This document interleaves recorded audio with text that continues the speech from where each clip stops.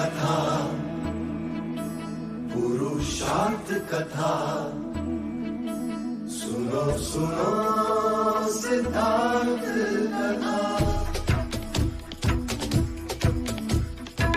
सत्य कथा, पुरुषार्थ कथा, सुनो सुनो सिद्धार्थ कथा।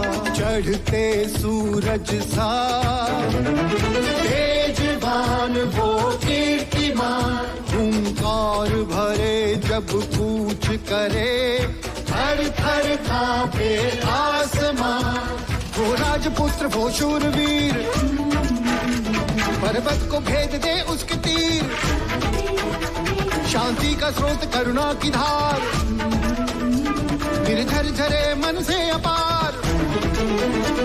वो राजपुत्र वो शूरवीर, पर्वत को भेद दे उसके तीर, है शाक्य वंश का वो तारा, जगमग है जिससे जग सारा। सत्य कथा, पुरुषार्थ कथा, सुनो सुनो सिद्धार्थ कथा।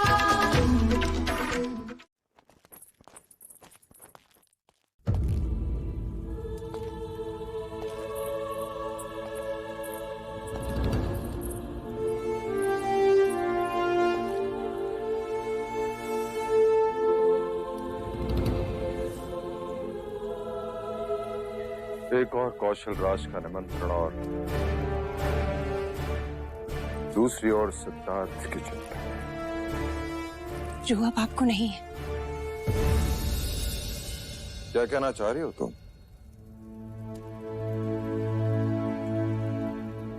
सिद्धार्थ को रंग भवन भेजना उचित है क्या? उसमें अनुचित क्या? गीत संगीत भोग विलास क्षत्रियों का गुण धर्म है। किंतु इस आयु, हाँ इसी आयु में, क्या इस आयु में सन्यासी की तरह सोचना उचित है? मैं उसमें वो सारी कामनाएं जागृत करना चाहता हूं जो एक राजा में होनी चाहिए। मैं नहीं चाहता कि सन्यासियों की तरह वो अपने ही जटाओं में उलझा रहे। मैं चाहता हूं कि वो सुंदरियों के केशालाप से खेले, श्रृंगार रस खोले। कौशल राज की तरह मैं भी अपने पुत्र का राज्याभिषेक करना चाहता हूं। और हां, वो तुमसे रंग भवन जाने की अनुमति मांगने आए तो तुम उससे मना नहीं करोगी।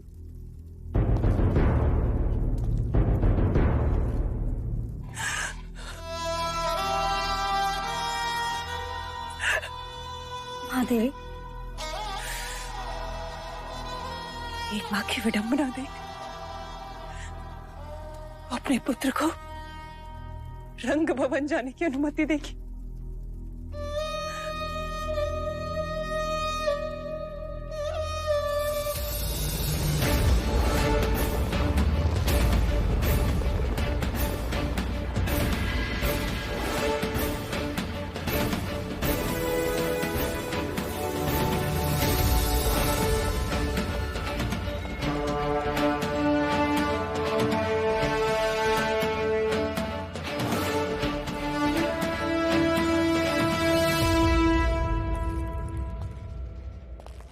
महाराज शुद्धोधन, कौशल राज्य में आपका स्वागत है।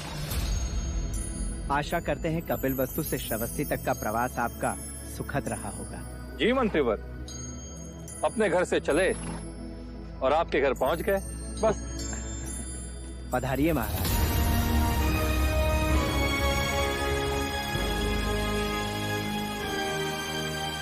महाराज शुद्धोधन पधार रहे हैं।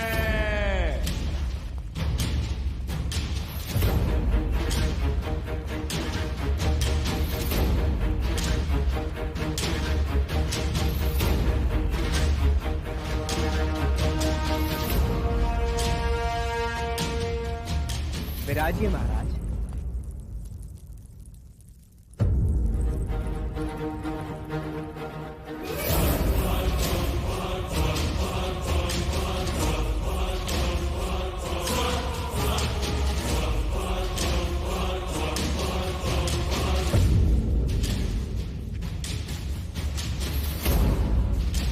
भाई महाराज, ये व्यापार समझ नहीं आया। गणराज्यों में आपसे बड़ा कौन है? इसके लिए वो सिंहासन रिक्त रखा गया है। महाराज दंड पानी पधार रहे हैं।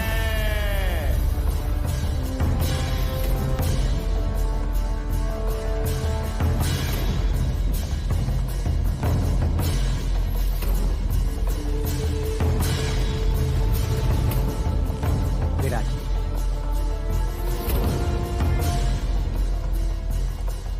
मंत्रीवर्य, ये हमारा अपमान है। आप भली भांति जानते हैं कि शाक्य कुल के महाराज शुद्धोधन है और हमारी छत्र छाया में गणराज्य के सभी राजा आते हैं। क्षमा करें महाराज, परंतु राजा दंडपानी कौशल राज्य के घनिष्ठ मित्र हैं। तो क्या उनकी मित्रता की आड़ में आप हमारे महाराज का अपमान करेंगे?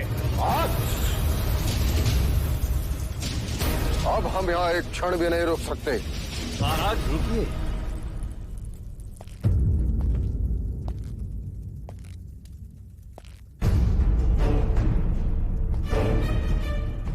अरे महाराज, मेरे मित्र से भूल हुई। आप मेरे आसन पर विराजे। आप औहदे में हमारे महाराज हैं। अगर इतना ही ज्ञान है तो आपको भी इस सभा को अभी त्याग देना चाहिए।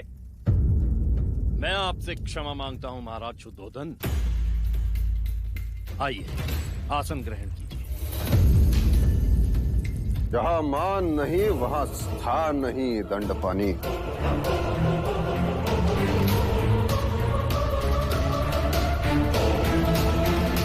महाराज शुद्धोधन, मेरे मंत्री को क्षमा करें। यह नहीं जानता कि ये छोटे छोटे अपमान पर महायुद्ध आरंभ हो जाते हैं। तुम्हें इसी क्षण तुम्हारे कार्यभार से निलंबित किया जाता है।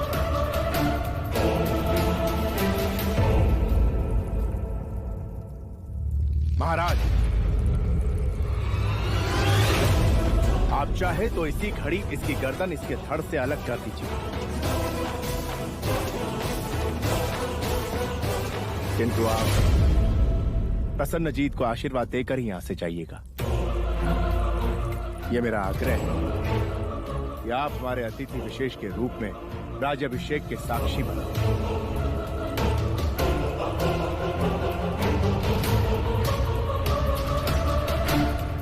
आइए महाराज।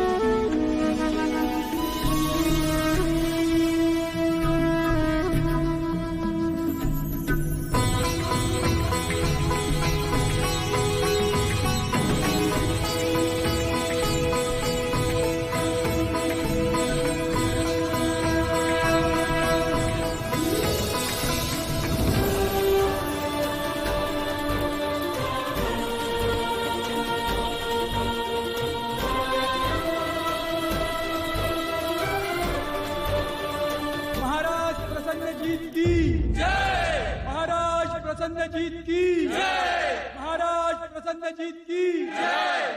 महाराज प्रसन्नजीत। भाई महाराज, क्या हुआ? कुछ नहीं अनुज, मैं अचानक सिद्धार्थ का राज्याभिषेक देखने लगा था। तथास्तु, जब सिद्धार्थ सजेगा तो सारा भारत वर्ष देखेगा।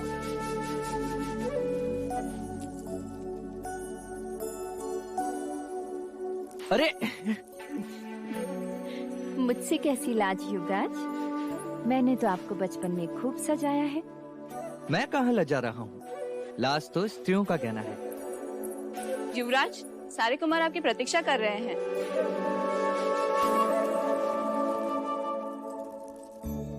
लाज औरतों का कहना है तो संयम पुरुषों का आभूषण है युवराज।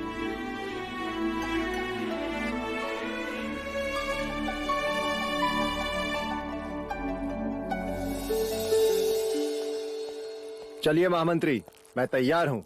बस कुमार, एक बार युवराज सिद्धार्थ आ जाएं। सिद्धार्थ, मेरी बात मानिए, वो नहीं आएगा। उसे सुरा और सुंदरी दोनों में ही कोई रुचि नहीं है। उसे तो केवल पेड़ के नीचे बैठकर बांसुरी बजाने में ही आनंद आता है। लेकिन हम वहाँ पर करेंगे क्या? हमें कुछ नहीं करना है अनुज। जो करेंगी वो सब सुंदरियाँ करेंगी। वो क्या करेंगी? वो मदिरा का पान कराएंगी, मन बहलाएंगी और मैं तो बहुत उत्साहित हूँ महामंत्री।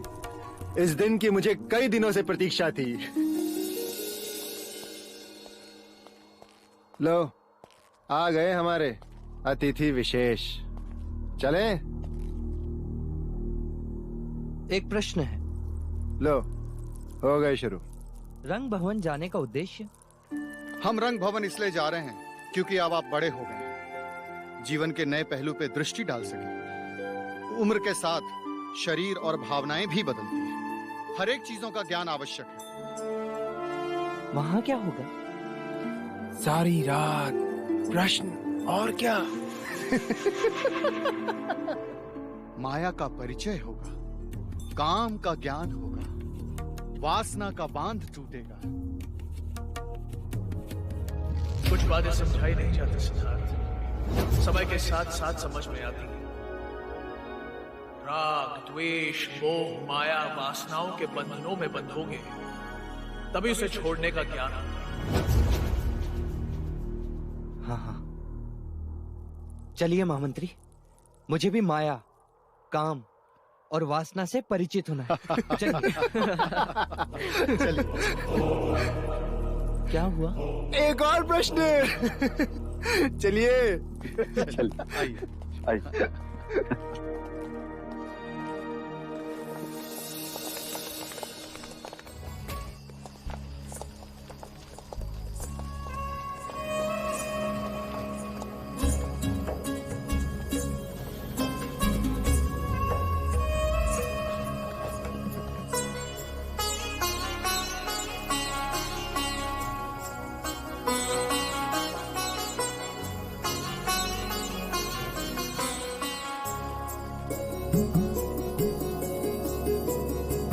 युवराज, ये रंग भवन आपके लिए विशेष रूप से आनंद प्रमाद के लिए सजाया है।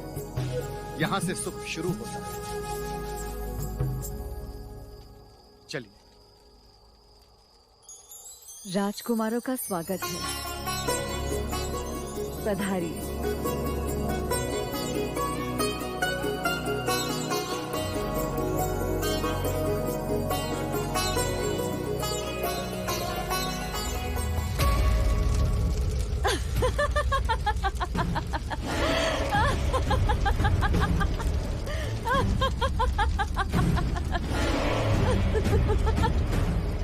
क्या ठिठोली है मोहिनी?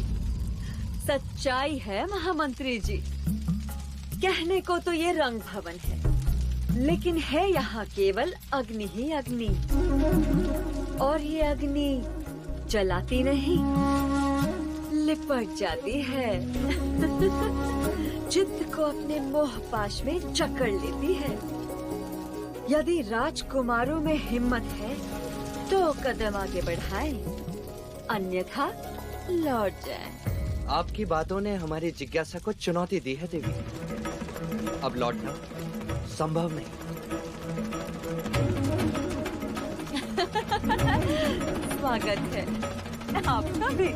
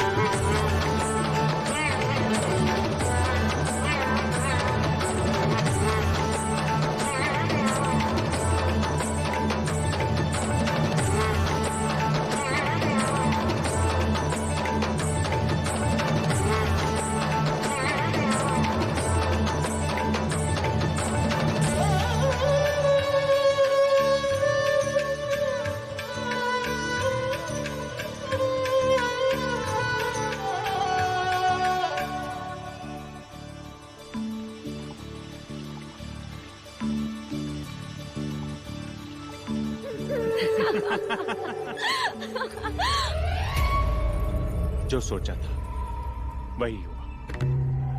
कहते हैं ना कि कमल कीचड़ में खिलता है। पर यहाँ तो कमल तल में ही धस गया। अब देखना, सिद्धार्थ कभी भी रंग भवन से बाहर नहीं आ पाएगा। और इस समय रति ने युवराज को अपने बाहों के फास में जकड़ लिया होगा।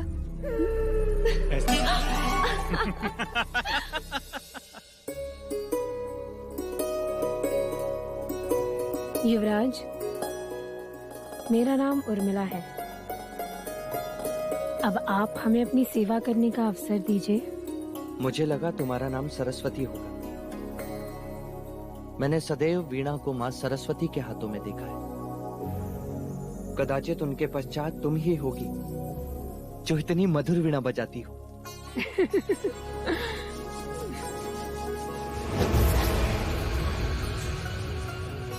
मैं आपके लिए ऐसा क्या कर सकती हूँ जिससे आपका चित्त प्रसन्न हो? अगर तुम मेरा चित्त प्रसन्न करना चाहती हो तो मुझे रिचाएं गाकर सुनाओ। क्षमा, रिचाएं मैं नहीं जानती। और वैसे भी उन्हें गाना तो ब्राह्मणों का अधिकार है, गणिकाओं का नहीं। ऐसा किसने कहा? वेद उसी के जो उसका पठन करे, रिचाएं उसी की जो उसे गाए। आवाज जाति, वर्ण और ज्ञान से परे होती है। पर गणिका सबसे परे होती है युवराज। हमने तो केवल प्रेम का शास्त्र सीखा है। प्रेम ही हमारा वेद है। आकर्षण उसकी ऋचाएं और तृष्णा उसका फल। तो ठीक है, जो तुम्हें आता है वही सुनाओ।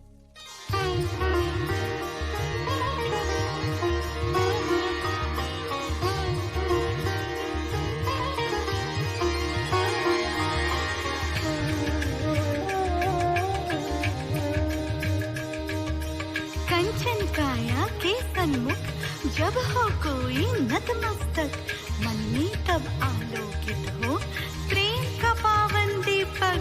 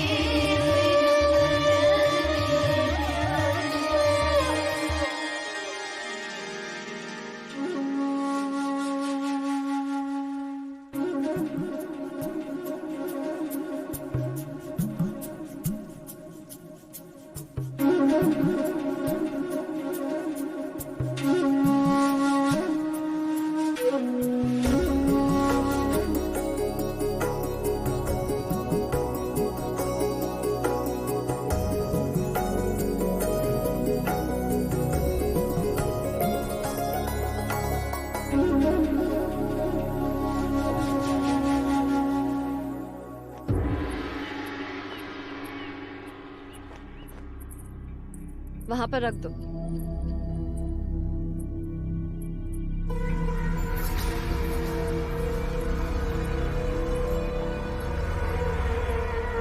क्या देख रहे हो?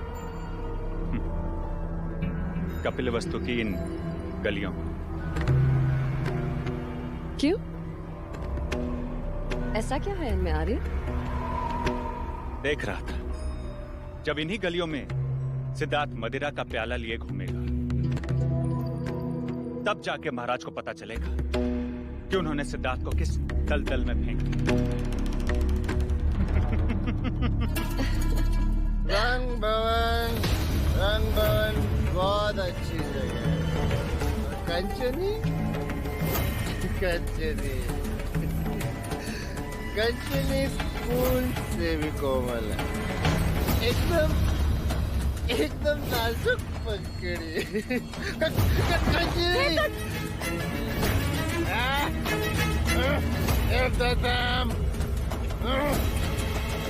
रंगन और कंचनी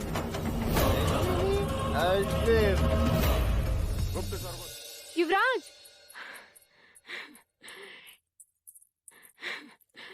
ये आपका उपवस्त्र।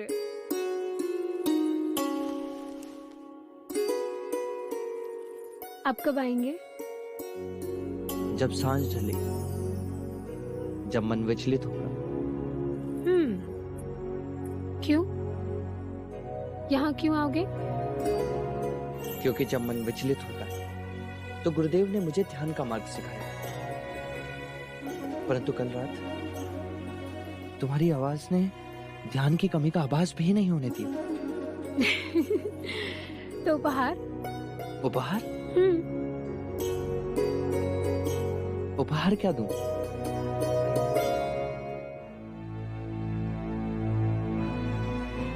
वैसे मेरी रात तो यहीं रह गई, तो तुम इसे ही उपहार समझ लो।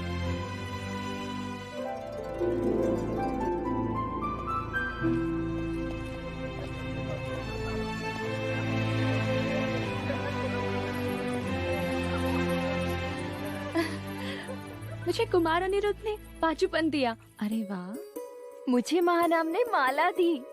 मुझे कुमार देवदत्त ने अपना घोड़ा ही दे दिया, जो वो ले जाना भूल गए। तू बता उर्मिला, तुझे युवराज ने उपहार में क्या दिया? अपनी मित्रता और स्त्री होने का सम्मान।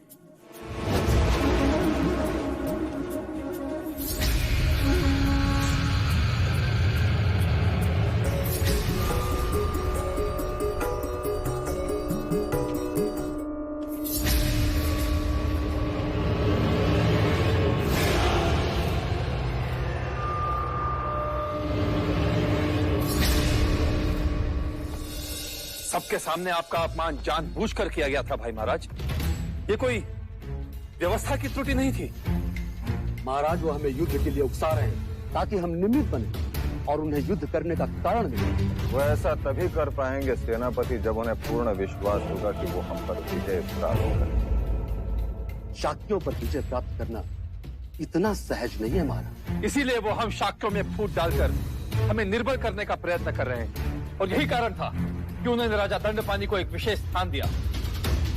कारण जो भी हो अनुज, हमें चौकन्ना रहना चाहिए।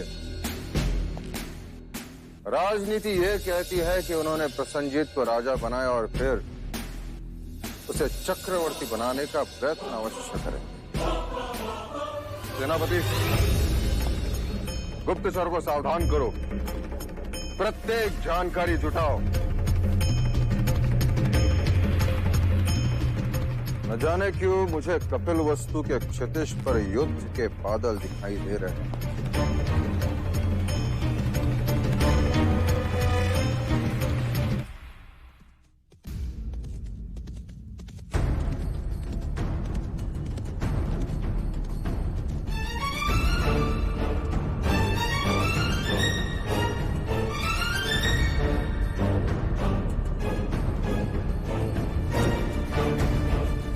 कौशिका, कल रात भी सिद्धार्थ अपने कक्ष में नहीं था ना?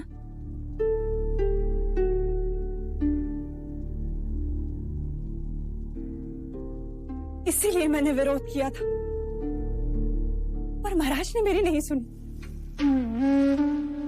परिणाम देख, सिद्धार्थ दिन रात रंग भवन में बिताता है। नहीं, सन्यासी और सम्राट के इस युद्ध में मनुष्यता ही ना खो बैठे।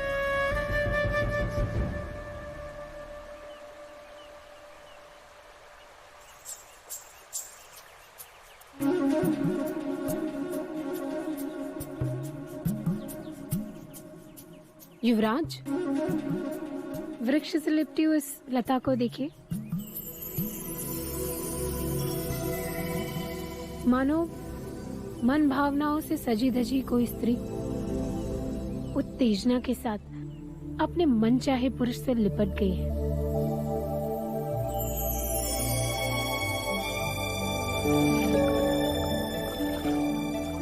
युवराज, उन झाड़ी को देखो। ऐसा लगता है मानो हरे वस्त्र पहने एक सुंदर रमणी अपने प्रेमी की प्रतीक्षा करते करते किनारे पर ही सो गई हो। नींद में भी उसके उभार पुरुष को आकर्षित कर रहे हो।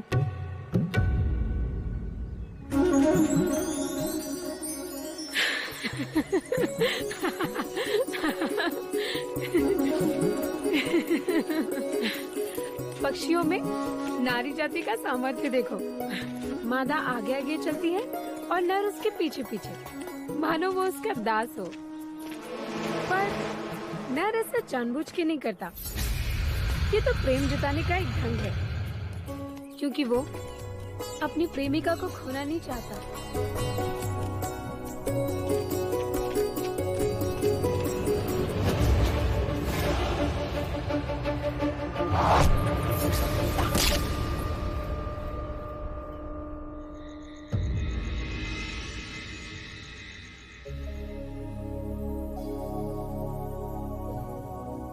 जब मेरा मन विचलित होता है तो मैं तुम्हारे पास आता हूँ।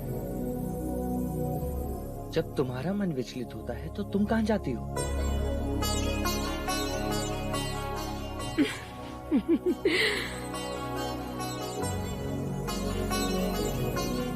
सुना था लज्जा अब सबसे कोसों दूर भागती है। स्त्री जब किसी से प्रेम करती है तब लज्जा के अधीन हो ही जाती है। तुम किसी से प्रेम करती हो? हाँ। तो मुझे उससे कब मिलवाओगी? समय आने पर मिलवाऊंगी, पर आप वचन दीजिए, ये बात किसी से नहीं कहेंगे? नहीं कहूंगा। यदि तुम मेरे एक प्रश्न का उत्तर दो तो मैं तुम्हारी सहायता भी करूंगा। आपके प्रश्न तो कभी समाप्त ही नहीं होते युवराज। पूछिए। प्रेम क्या है उर्मिला? प्रेम जो कहा न जाए, जो किया न जाए, बस हो जाए, जिसे केवल अनुभव किया जाए, वो प्रेम है। कोई कोसों दूर रहकर भी हर समय पास लगे, किसी की हर पीड़ा पर अपना अधिकार लगे। प्रेम ज्ञान का विषय नहीं, अनुभूति की बात है। प्रेम तन को नहीं, मन को छूता है। अब बताओ, जल से पतला क्या होता है? प्रेम, ज्ञान।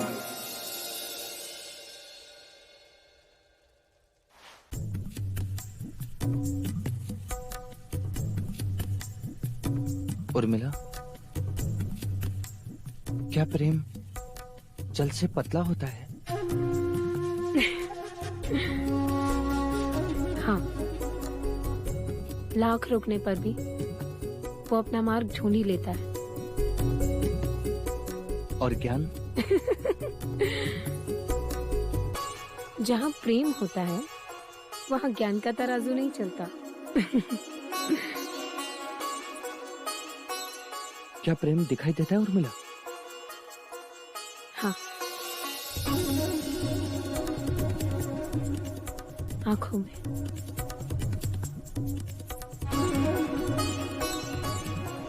मिल लो मेरी आंखों में स्वयं से।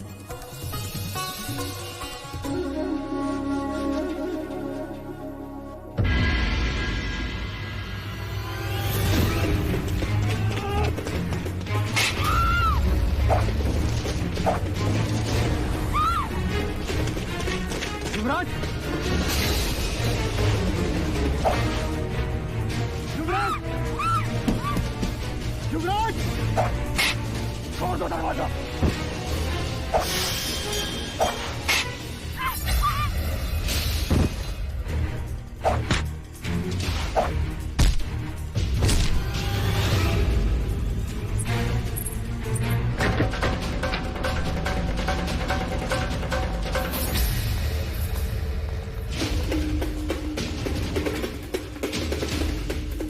बलदेव, कौशल देश का राजदूत, सैनिकों बंदी बना लो इसे।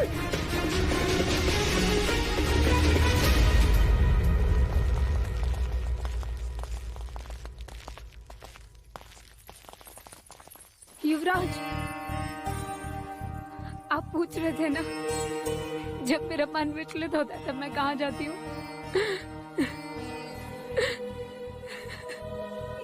ये वही है, मेरा प्रेम।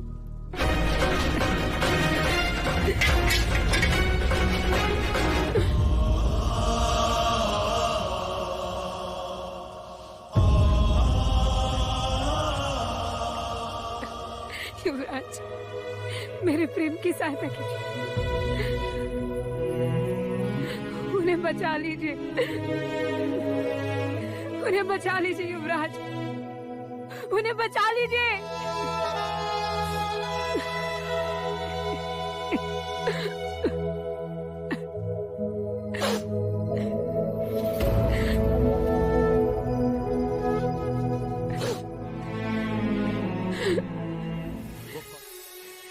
मैं बलदेव से प्रेम करती हूँ युवराज, उसके अतिरिक्त मेरा और कोई नहीं है, उन्हें बचा लीजिए युवराज। परंतु ये कैसे संभव है? वो कौशल देश का राजदूत है और तुम कपिलवस्तु, वो एक गुप्तचर और तुम? क्षमा कीजिए युवराज, वो कौशल देश के अवश्य है, परंतु वो गुप्तचर नहीं है। कोई कैसे माने तुम्हारी इस बात?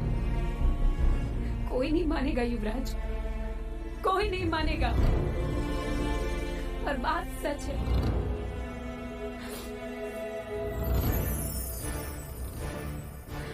पिछले वर्ष मैं और मेरी कुछ सहेलियां जल क्रीड़ा के लिए गए थे।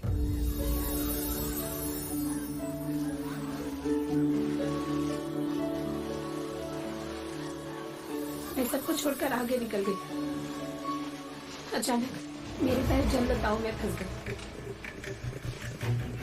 प्राण निकलने ही वाले थे कि दो हाथों ने मुझे बचा लिया।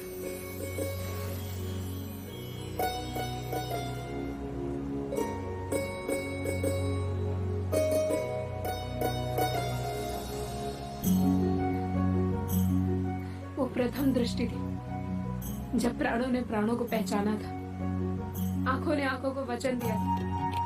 वहां कोई देश नहीं था, कोई धर्म नहीं था, कोई वर्ग नहीं था तो केवल प्रेम। क्या प्रेम की एक दृष्टि आयु भर के लिए पर्याप्त होती है? हाँ युवराज। तो क्या उसे पता नहीं था यदि वो पकड़ा जाएगा तो उसे गुप्तचर समझा जाएगा? प्रेम भय से परे होता है युवराज। नहीं तो भवरा कमल में बंदी बन के मरता नहीं, आग में पतंगा जलता नहीं।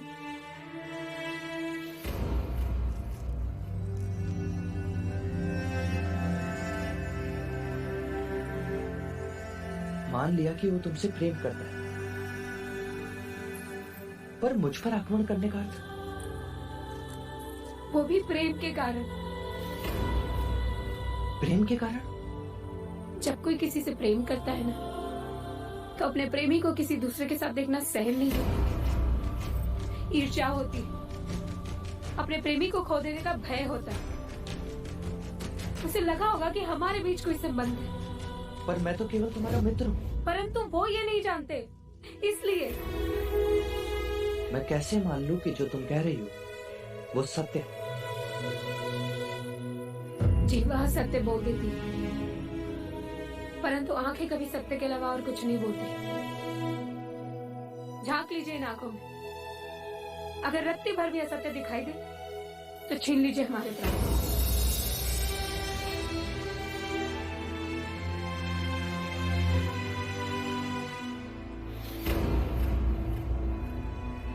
क्या आपको हमारी आंखों में प्रेम की सच्चाई नहीं दिखाई देती?